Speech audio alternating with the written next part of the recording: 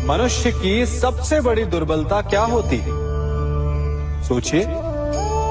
धन, प्रेम, अहंकार।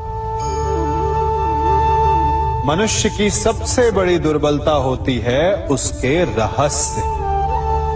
चाहे आप कितने भी शक्तिशाली क्यों ना हो, कितने भी प्रबल क्यों ना हो, परंतु उसके रहस्य उसके नाश की चाबी होती है।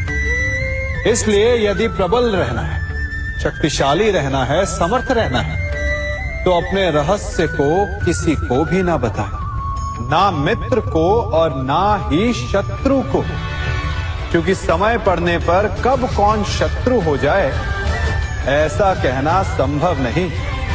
विभीषण को रावण के अमृत कुंड का ज्ञात था, इसीलिए प्रभु श्री राम रावण का वध करने में सफल हो सके। इसलिए उचित यही है कि आप अपने रहस्य को स्वयं तक ही सीमित रखें।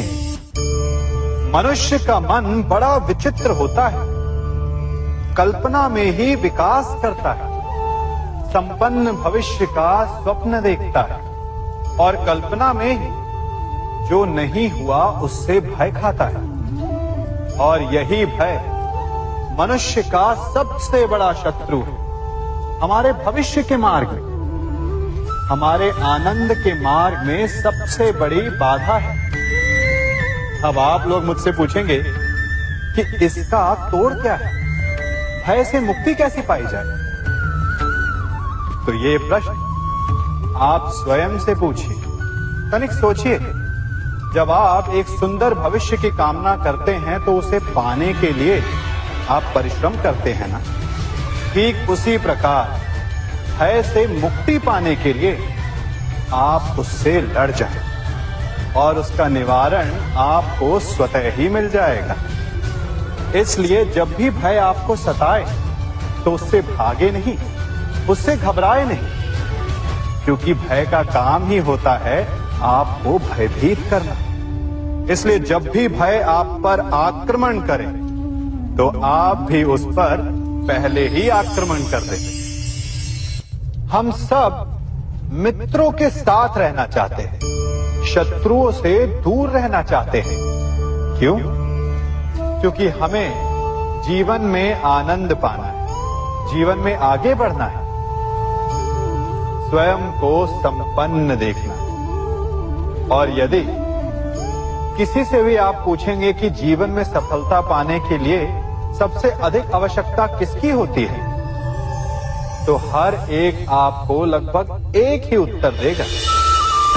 सफलता प्राप्त करने के लिए आपको सच्चे मित्रों की आवश्यकता होती है। परंतु यदि आपको और अधिक सफल होना है तो आपको केवल मित्रों की नहीं, शत्रु की अधिक आवश्यकता है।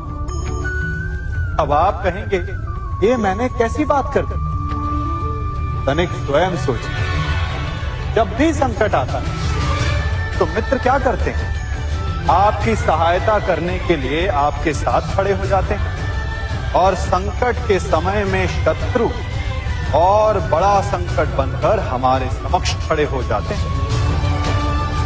मित्र हमें सहायता देते हैं, अपनी शक्ति देते हैं, परंतु शत्रु आपके भीतर छिपी शक्ति को बाहर लाता है, आपको और अधिक बलवान बनाता है। संगति या साथ, मित्र और साथी मनुष्य के व्यक्तित्व के लिए सबसे महत्वपूर्ण होते हैं। अब आप कहेंगे, ये कैसे? मनुष्य अवश्य अपने व्यक्तित्व के लिए उत्तरदायी होता है, परंतु मनुष्य संगति में ना चाहते हुए भी उसका व्यक्तित्व संगत की भांति हो जाता है। इन पात्रों को देख रहे हैं, मध्य में जल रखा है, इसमें दूध है और इसमें मलिन कीचड़ रखा है। यदि मैं इस जल को इस दूध में मिलाता हूं तो ये जल दूध बन जाता है, और यदि इसी जल को इस मलिन कीचड़ में मिलाता हूं तो क्या हुआ? ये जल कीचड़ बन गया। ऐसी कोई युक्ति नहीं कि जल बिना घुले मिले दूध या कीचड़ में अपना अस्तित्व बनाए रखे या उनसे अलग रहे। और ठीक ऐसा ही मनुष्य के जीवन में भी होता है। यदि एक गुणहीन व्यक्ति गुणवानों की संगत में बैठे तो उसे भी गुणवान समझा जाता है, सम्मान का पात्र समझा जाता है। और यदि एक गुणवान व्यक्ति गुणहीनों की संगत में बैठे तो उसे भी तिरस्कार मिलता है। इसलिए अपने जीवन में सदैव संगति सोच समझकर सावधानी से चुनिएगा। कभी खेत में किसी किसान को खेती करते देखा है? वो उसे सींचता है, उसे जोतता है, पशु पक्षियों से खेत की फसल की रक्षा करता है। परंतु एक बात का वो सबसे विशेष ध्यान रखता है कि कहीं खेत में खरपतवार ना उग जाए, क्योंकि एक खरपतवार खेत की सारी फसल को नष्ट कर सकती है। ठीक उसी प्रकार यदि वंश की कोई संतान खोटी निकल जाती है तो वो समूचे वंश का सर्वनाश कर देती है। इसीलिए संतान के लालन पालन में विशेष ध्यान देना आवश्यक होता है, क्योंकि संतान वो फसल होती है जो वंश के आने वाले समय को महान बना सकती है या फिर वंश का पतन भी कर सकती है। मनुष्य भी बड़ा विचित्र प्राणी है। अपनों से नीचे के स्तर के लोगों को वो हे दृष्टि से देखता है, उनका उपहास उड़ाता है, उनसे बार बार कहता है कि तुम्हारा कुछ नहीं हो सकता, तुम भविष्य में कुछ नहीं कर पाओगे। जब मनुष्य के पास धन संपत्ति मान होता है तो वो दूसरों का आदर नहीं करता, परंतु वो एक बात भूल जाता है कि उससे भी अधिक शक्तिशाली कोई अस्तित्व में है, और वो है समय। काल काल अपना चक्र कब बदलेगा ये कोई नहीं जानता। समय अपनी करवट कब लेगा ये कोई नहीं जानता। कोयला भी समय के साथ साथ हीरे में परिवर्तित हो जाता है। इसलिए जीवन में कभी भी किसी का भी उपहास नहीं उड़ाना चाहिए।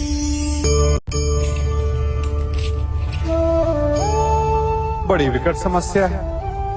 मुझे स्मरण ही नहीं हो रहा कि इस गुच्छे की कौन सी चाबी इस ताले को खोलेगी। बड़ी देर से प्रयास कर रहा, परंतु ये ताला खुल ही नहीं रहा।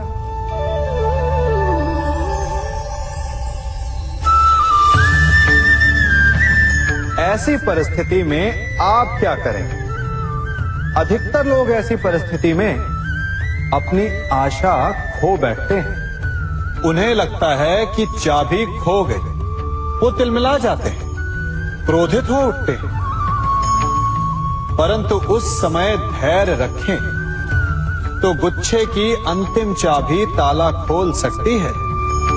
कुल्हाड़ी का अंतिम प्रहार वृक्ष को काट के गिरा देता है, परंतु क्या सत्य में कुल्हाड़ी का अंतिम प्रहार वृक्ष को काट के गिरा देता है?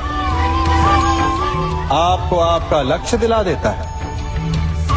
नहीं, आपका निरंतर प्रयत्न ही आपको सफलता दिलाता है। जब आपका मन निराश हो तो अपने कार्य में दुगनी उत्साह से जुट जाए, क्योंकि अनावरत बहता जल ही कठोर चट्टान को काट सकता है। सफलता का मूल है परिश्रम, प्रयास और आशा।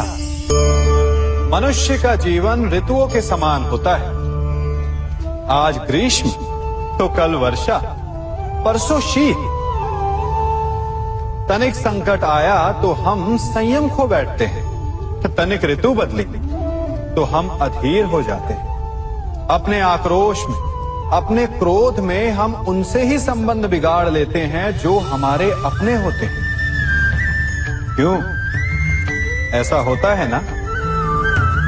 हमें लगता है कि हमारे अपने फिर से मना लेंगे, परंतु स्मरण रखिए सदा ऐसा करना संभव नहीं होता।